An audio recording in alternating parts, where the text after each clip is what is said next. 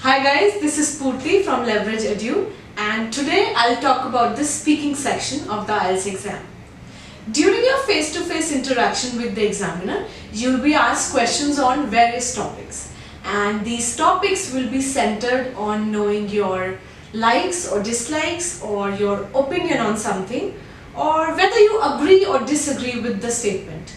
So, a lot of students in the past have come up to me and said that they know what to say, but they don't know how to begin it, or they are constantly repeating the same phrases.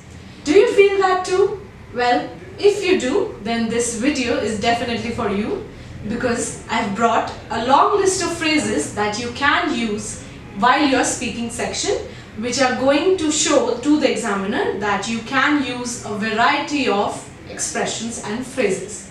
Let's start with the expressions. Specifically in the first part of the speaking section, the examiner is going to ask you questions which are very personal, and you will get ample opportunity to talk about your likes or dislikes.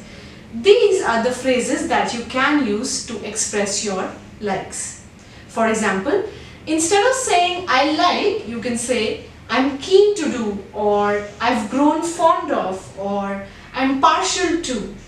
Let's take some examples. You could say, I'm passionate about football and I usually play it twice or thrice in a week. Or you could say, I get a lot of pleasure out of cooking. Now let's talk about dislikes. If you don't like something, then these are the phrases that you can use to express your dislikes. So you could say, I'm sick of it, or I'm not really a big fan of it. Let's look at some examples. So you could say, if the examiner asks about traveling, then you can say, I can't bear it any longer, or I'm not a big fan of traveling anymore. And you can also support it by giving reasons. For example, I'm not a big fan of traveling because in my last job I used to travel for about 20 days in a month, so I can't bear it anymore. Let's talk about something which the examiner is going to ask you constantly throughout your test, which is expressing your opinion. And these are the phrases that you can use to give your opinion. For example, you could say, I believe, or I think, or as I see it. Let's look at some examples. So you could say, in my opinion, people should get married late in their life, or when I believe friendship is important to everyone. And then you support your statement with reasons or examples. Let's move on to the next set of phrases. Now, particularly in part 3 of your speaking section, the examiner is going to ask you to agree or disagree with the statement.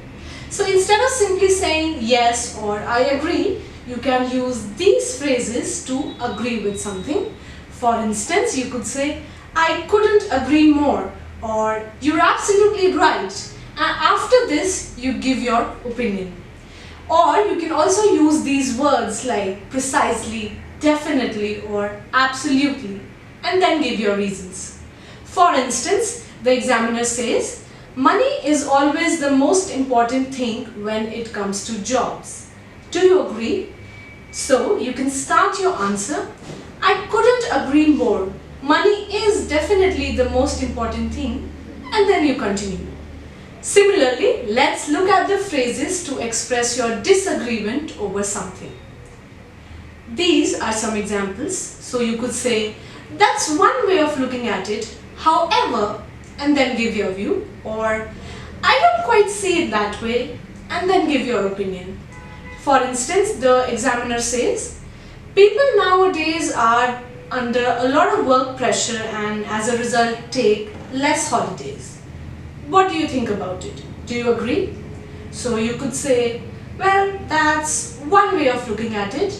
However, I think people these days are, and then give your opinion. Before we move to the next ones, comment below and let me know which phrases you would like to use for your exam. Many students feel that they are not able to give an answer immediately to the examiner and they're not sure of what to say instantly. So these are the phrases to use if you don't know what to say immediately and you need to borrow some time. So for example, you could say, "That's a difficult question," or "I'm not quite sure where to start. Let me see." And then you give your answer. Finally, if you think that you don't understand a word that the examiner used, or you don't understand what he meant by and what exactly he's asking, then these are the phrases that you can use for clarification.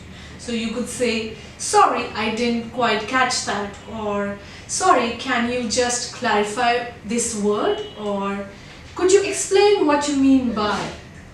Don't remain silent if you don't understand what that word means, because the examiner is going to just think that you're not able to give an appropriate answer or no answer at all. So guys, these are the phrases that you can use for your speaking test. Comment below and let me know if there's any other topic that you want me to make a video on, and please don't forget to subscribe to this channel. I'll see you next time.